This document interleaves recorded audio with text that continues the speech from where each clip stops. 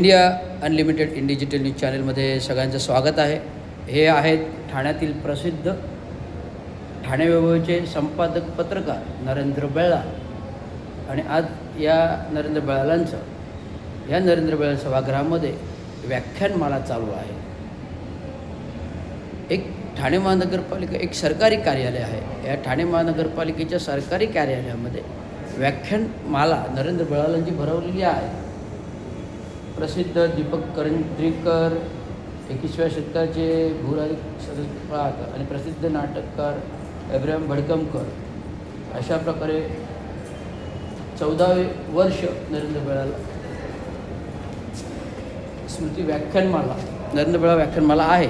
तर मी सांगू इच्छितो की खरं म्हणजे ठाणे महानगरपालिका एक सरकारी कार्यालय आहे. आणि या सरकारी कार्यालयामध्ये या ठाणे महानगरपालिकेच्या साठी ज्याचं योगदान आहे, कामगार कर्मचाऱ्यांसाठी योगदान आहे, सफाई खात्यासाठी योगदान आहे, अशा दिवंगत कामगार नेते चांगुल शिंदे यांचं साधे कुठल्या वस्तूला की रस्त्याला किंवा कुठल्या गोष्टीला नाव दिलं जात नाही. परंतु नरेंद्र बेळलाल सभागृह या सरकारी खात्याच्या सभागृहामध्ये नरेंद्र बेळलालांचं असं कुठलं महानगरपालिकेच्यासाठी योगदान नाही आहे. यांचे सुपुत्र मिलिंद बेळलाल हे ठाणे महानगरपालिकेच्या सरकारी विविध जाहिरातीवर पैसे कमवतात. ठाणे वैभव चौक जिथे नामकरण दिलेलं आहे ते पण नियमबाह्य आहे.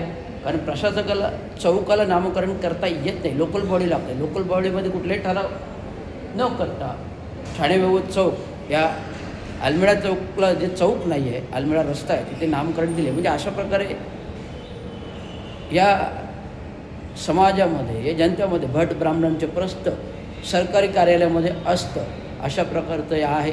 आणि यांचं योगदान काही नाही. त्यामुळे महासभेचा ठराव नाही, त्या काळच्या कुठल्या मंजुरी नाही, असंच नाव दिलेलं गेलं आहे.